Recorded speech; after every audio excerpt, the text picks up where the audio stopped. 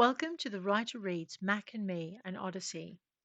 Book 2, Mack and Me, Blaedergil's Host. Chapter 27, Holding the Fort.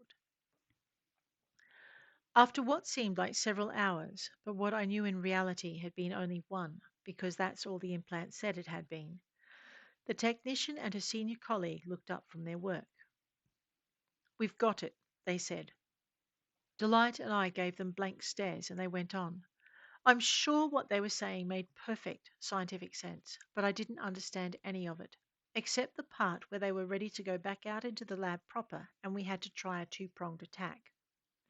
Firstly, they'd solved the aerosol problem and could get the stuff they needed into and then out through the vents.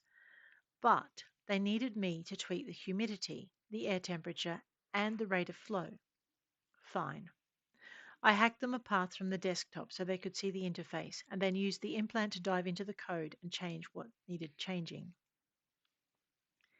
While the scientist and I did that, the technician swapped out the equipment they'd been using to contaminate the air with virus and placed the new setup on a table beneath it.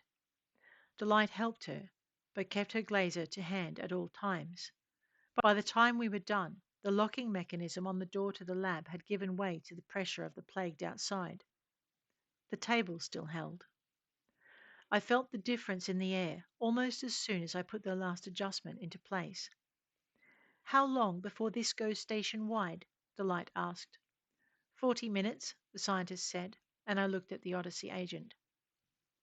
We were both thinking the same thing. It was too long. What if one of the ships were to push the same stuff into the station from the concourse? I asked.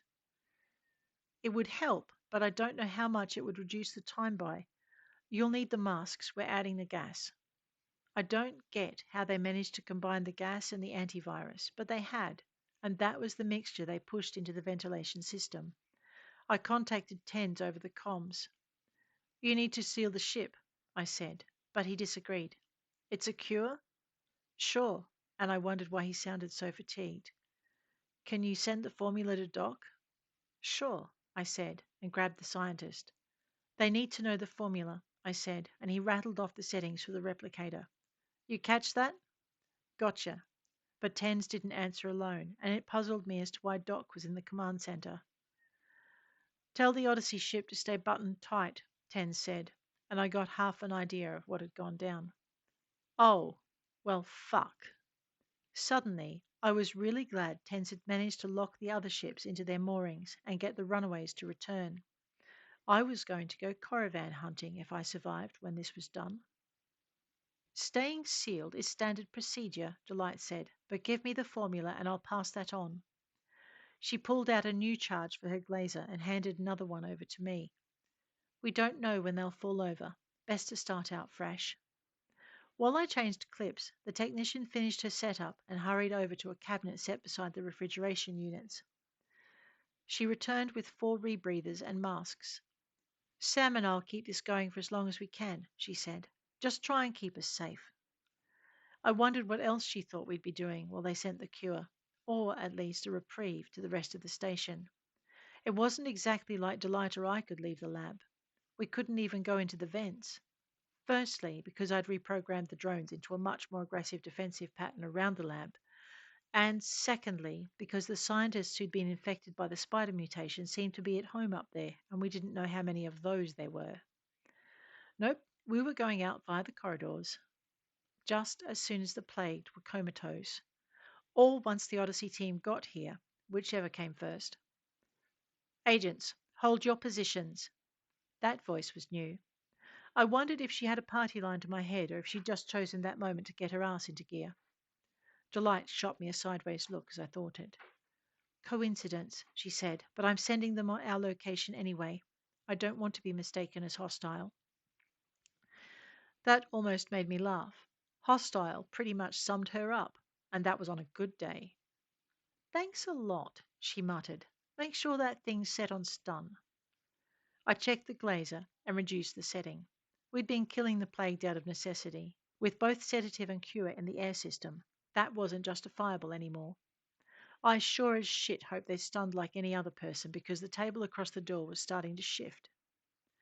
I looked at Delight, and she looked at me. Good luck, I said to the scientists, and Delight and I moved forward to place our boots on the legs of the upturned table.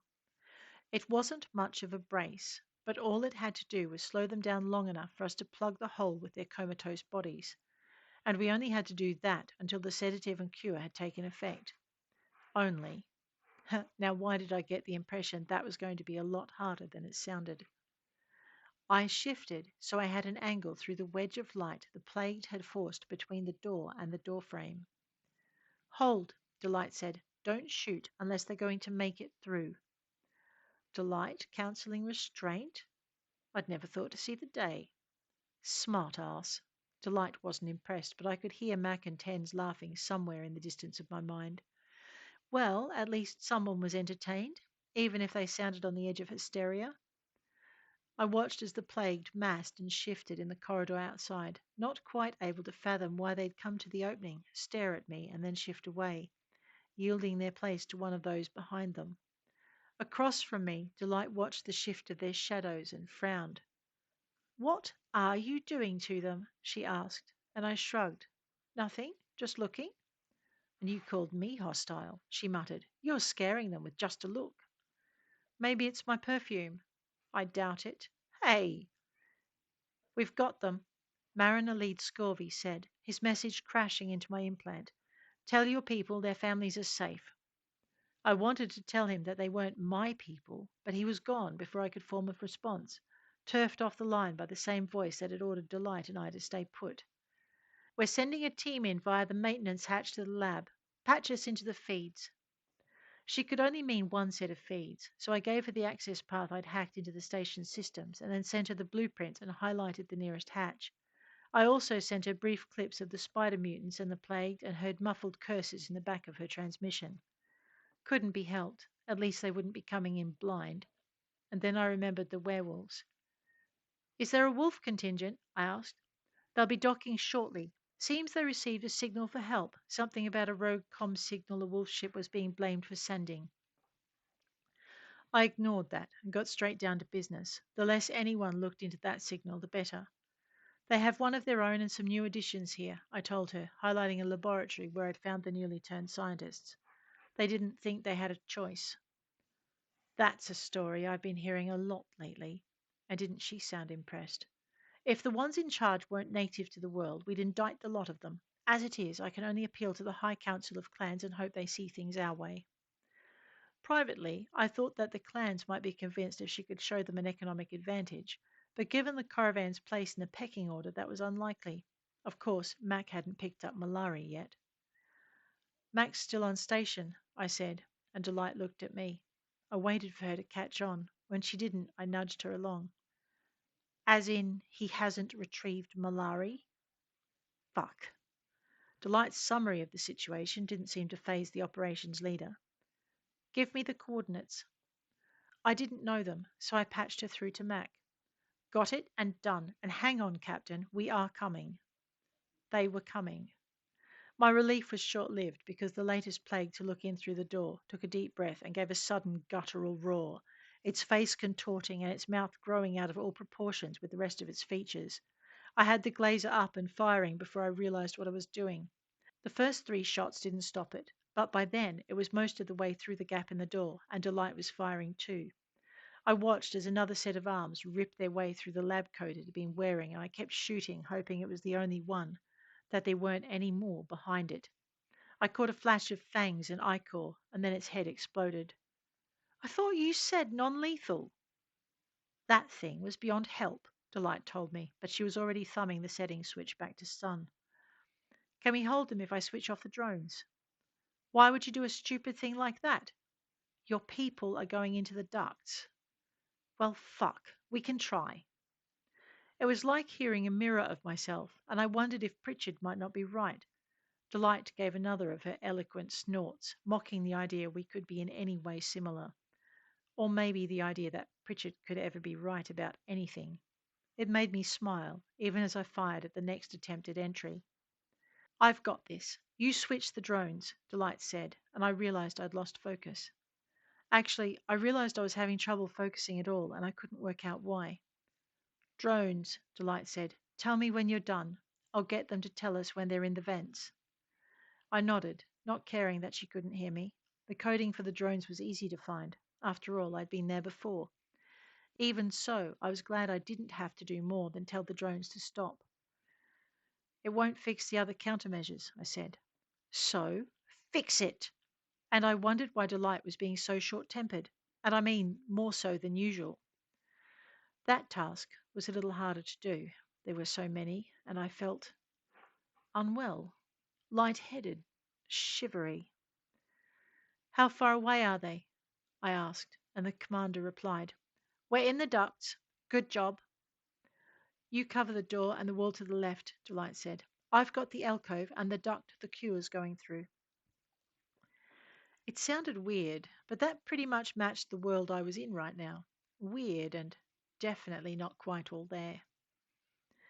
What's wrong with us? I asked, and Delight gave a jerky laugh. We're infected, she said. I thought we were immunized. And I had. Oh, crap, the technician said, and the scientist echoed her with an oops, we forgot. Well, fuck. You'd have thought we'd have been the first on their list of priorities. Okay, maybe the first after working out how to deliver the cure station wide. Oh, yeah, well, that would explain it. They'd been kind of busy saving the rest of the world and we'd slipped through the cracks. Let me fix that, the scientist said, but I'd caught a flash of movement at the edge of the duct I was watching, and it coincided with yet another plaguer trying to claw their way through the door. Of course it did. Oh, shortly. Let me fix that shortly, the scientist corrected. But I was no longer listening. I stunned the one at the door and hoped its body would be the one body too many that meant nothing else would think about trying to get to us. As I did, another spider mutant dropped out of the vent and rolled slowly to its feet.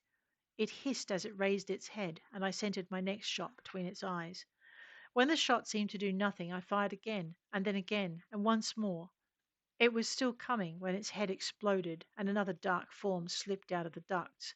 I was firing before I knew exactly what I was firing at, but whatever it was moved fast and took cover behind one of the lab tables. It took me half a minute to register the voice screaming in both my ears and my head.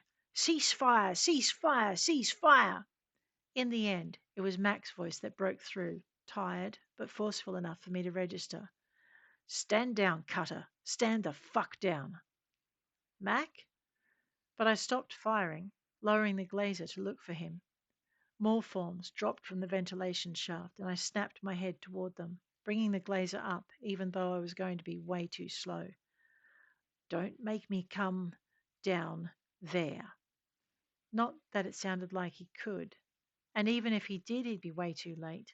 The first human shaped intruder raced out from behind the bench and launched themselves toward me in a low tackle that took them under the glazer's arc of fire.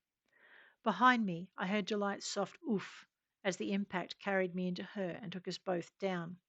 I kept hold of the glazer right up until someone caught my face in an open handed slap and someone else plucked the pistol from my hand. The fall and the slap left me stunned, and I lay there trying to make the world come back into focus. Mac? I asked, but the face above me belonged to no one I knew. You, the commander snapped, looking past me and toward where the scientists were working. Vaccines now. Vaccines? Normally that would have worried me, but I couldn't work out why. And you, the commander added, looking down at me. Time to sleep. Sleep? I tried to argue with her about that, but she snapped her fingers and I saw the business end of a glazer aimed at my head. Hey!